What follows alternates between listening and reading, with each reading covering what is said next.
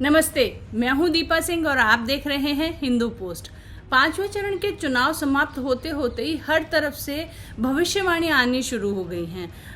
कोई सट्टा बाजार के प्रेडिक्शंस दे रहा है, कोई एस्ट्रोलॉजिकल प्रेडिक्शंस दे रहा है कि कौन जीतेगा और कौन हारेगा।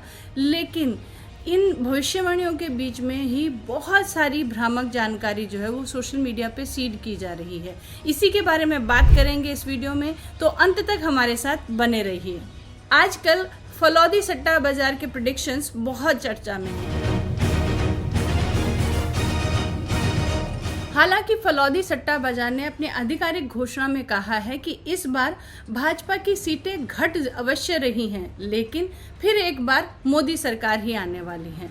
लेकिन बहुत सारे ऐसे सोशल मीडिया अकाउंट्स हैं जो फलौदी सट्टा बाजार के नाम पर वीडियोस बना रहे हैं, डेटा दिखा रहे हैं और इस बात का दावा कर रहे हैं कि इस बार भाजपा की बुरी हार होने वाली है और इंडिया अलायंस की सरकार बनने जा रही है। तो आपका हितैषी होने के नाते एक बात आपको बता दूं कि इनके कहने पर ना तो सट्टा बाजार में पैसा लगाएं और ना ही लड्डू के ऑर्डर बुक करें, क्योंकि ये झूठे प्रेडिक्शंस आपको दिवालिया कर देंगे। एक बात तो तय है कि 60 साल बाद जो है पहली बार एक ऐसी सरकार आई है जिसने आम जनता की सुध ली है और पिछले 10 वर्षों में जो परिवर्तन आए हैं उनके मजे हम सब ने लिए हैं। भले ही आप इस बात को माने या ना माने, पर मजे तो सबने लिए ही हैं। वो चाहे नेशनल हाईवे पे फर्राटे से अपनी कार दौड़ाने का मज़ा हो या फिर मेट्रो में एसी की हवा खाने का मज़ा हो, बिफोर टाइम ट्रेन से डेस्टिनेशन पर पहुंच जाने का हो या बिना भाग दौड़ के अपने अकाउंट्स में इनकम टैक्स रिफंड पाने का हो और तो और लगातार बिजली सप्लाई आने का हो। ये सारे मजे हमने लिए हैं। लेकिन ये तो मानवीय प्रकृति है कि जब दुख के दिन निकल जाते हैं और सुख भोगने लगते हो तो दुख के दिनों को बड़ी सरलता से इंसान भूल जाता है। लेकिन देश की गरीब जनता ने, देश के किसानों ने पहली बार सरकारी योजनाओं का पैसा और पेंशन अपने अकाउंट्स में आते हुए देखा है। पहली बार उन्होंने एक ऐसा प्रधानमंत्री देखा है जो उनके दुख दर्द को केवल समझता ही नहीं, उनको दूर करने का हर संभव प्रयास करता है। और वही जनता मिलकर ये बात तय कर देगी कि एक बार फिर मोदी सरकार ही आए। अब देखिए, राहुल गांधी और विपक्ष का तो कुछ नहीं बिगड़ने वाला। वो तो मोदी से हारने और विपक्ष में बैठने को अपनी किस्मत मान चुके हैं, ऑलरेडी मान चुके हैं। तो भाजपा के सीट वितरण की गलतियों से जो थोड़ी मोड़ी सीट उनको मिलेंगी वो उसी में खुश हैं।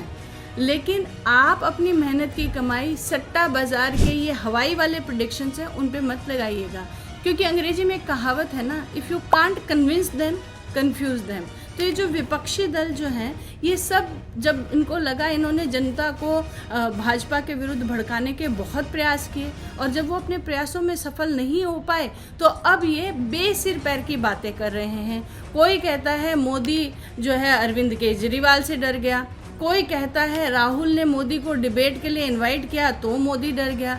और तो और 2019 के चुनाव में जिस सपा की सिर्फ 5 सीटें आई थी, वो दावा करती है कि इस बार वो 79 सीटें, मतलब 80 में से 79 सीटें जीतने वाले हैं। मेरा तो अखिलेश जी से कहना है कि भाई 79 क्यों, अगर सपने देखने हैं और हवा में बातें करनी है तो 80 सीट जीतने का दावा कीजिए। जीतना तो आपको है नहीं।